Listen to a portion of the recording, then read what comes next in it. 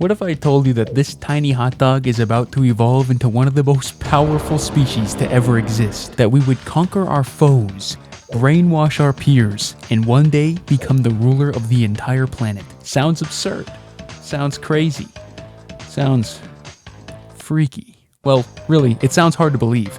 But unfortunately, this is what peak evolution looks like. And it all started at the cellular level. Billions of years ago, before the hot dogs had ever stepped foot on land, an asteroid from outer space crashed into the waters of planet Hot Dog, bringing with it a new microorganism, the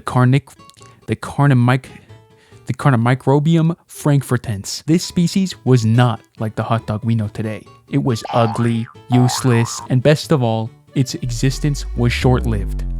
For only a few 100,000 years later, it would evolve into the Carnomicrobium wursteli. Now that's a damn dog if I've ever seen one. This was an evolutionary step towards perfection in every conceivable way. Our bright red color to help us stand out among the crowd, the protective dorsal spikes to ward off predators, and the undying fire within our eyes. We knew we were great. We had primordial riz, an unwavering determination to conquer the known universe, and cute little eyes. What would we do with all of our greatness? Swim around and eat some lettuce. For billions of years, we would even lose two of our cool dorsal spikes, opting for a dorsal propulsion jet instead, allowing us to eat lettuce even faster. Yeah, that's all we did for a very, very long time. Eventually, after 2,200,000,000 years, the hot dog would emerge from the depths of the ocean. In an unfamiliar territory with no arms or legs to assist them, the early hot dog sapiens were not yet fit to traverse among the land. It would take another 100,000 long, difficult years for them to evolve into a species more fit for their environment, exchanging their rear jet and flagella for proper legs, and their hideous filter feeder mouths for the much more efficient fruit-devouring jaws and teeth they would need to survive. They could finally call the land their home. But even now, with the proper tools to survive the harsh land environment, us hot dogs would still find ourselves at the mercy of other stronger, deadlier, more evolved land dwellers. Ah, poor hot dog. Without the deadly claws and the vicious mind of the other animals, our existence was surely to be nearing its end. But us hot dogs, we don't give up that easy. We had something different in mind. We knew we were weaker, smaller, uglier, slower, but smarter than our peers. And we used our rich understanding of interspecies communication to befriend the stronger creatures, such as the Chukanji, the pear, and even the hideous Florube. Luckily for us, this is just the boost our primal brains needed to grow even larger and more powerful. With this increased brain came a series of evolutionary differences from the early hot dog sapien. We would walk upright on our hind legs. We evolved arms, and we evolved the ability to dance, pose, charm, and even sing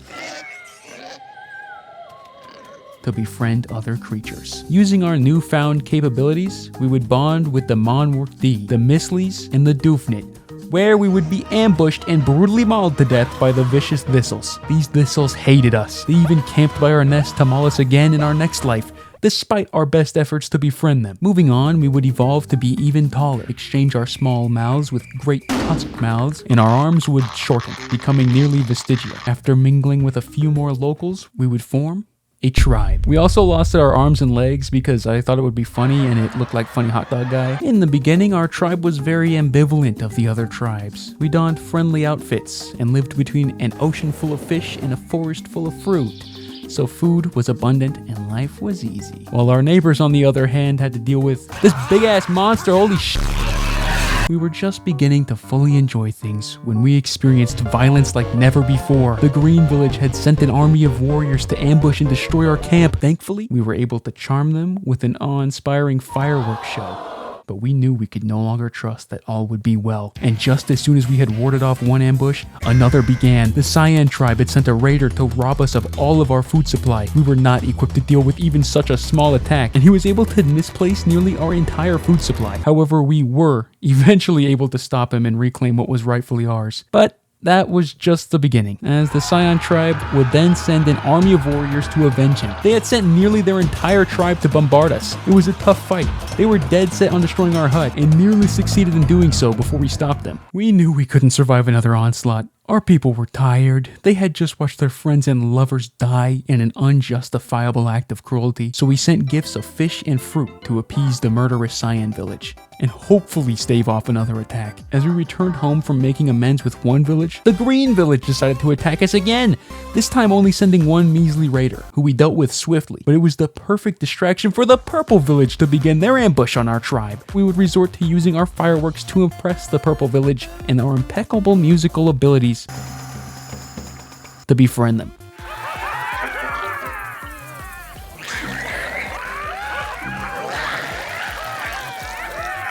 That's right, Purple Village had just become our first true friends, and not even 5 minutes ago they were dead set on murdering us. But there was no time for peace. The Green Village had just sent another army of warriors to attack us, and this time they stood no chance against us. Our people had become too strong for even the vicious Green tribe to defeat us, and would instead wait for our tribe to visit the Pink Village. And as soon as our people weren't home to defend themselves, they sent more warriors to ambush our village. As quickly as we possibly could, we rushed back home to defend ourselves.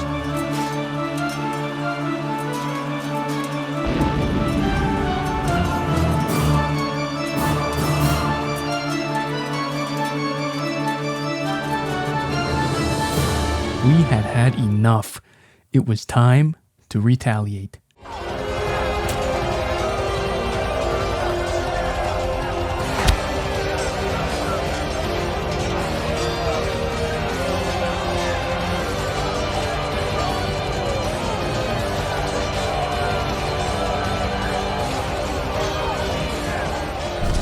After a long, hard-fought battle, we successfully burnt down their hut. After we conquered our foes, we went about our business befriending the Orange tribe and the Pink tribe, and it was on to a more civilized era of our history. As we entered the civilization stage, we constructed a beautiful town hall resembling our people, and vehicles that too reflected our appearance. We would rush to claim as many spice geysers as possible, staking claim to a large portion of our home continent. Though we had seen a fair share of war in our tribal past, we held on to our core beliefs of being a non-murderous nation and would use the power of religion to take over the Purple City. Rather than killing them, we converted them. But being a coastal nation, we knew that land vehicles just wouldn't cut it. So we switched gears and began constructing a large navy. We quickly converted multiple yellow cities, who had incredibly weak minds, as converting them was a breeze. We continued to grow our vast navy and finally decided to take on the one remaining nation, the Blue Nation. This was a very powerful nation, as they had conquered nearly as much of the world as us. They had a strong defense against our navy. We nuked them with a religious ICBM, converting all of their cities instantaneously and finally allowing us to live in peace for once in our goddamn lives. And there you have it, the entire history of us hot dogs in a few minutes. A tale of hard work and triumph, of love and heartbreak, of happy and of sad. And now we gaze upon the stars, wondering if one day we will conquer them as well. But we won't, because the space stage of Spore sucks and isn't fun to play or to watch.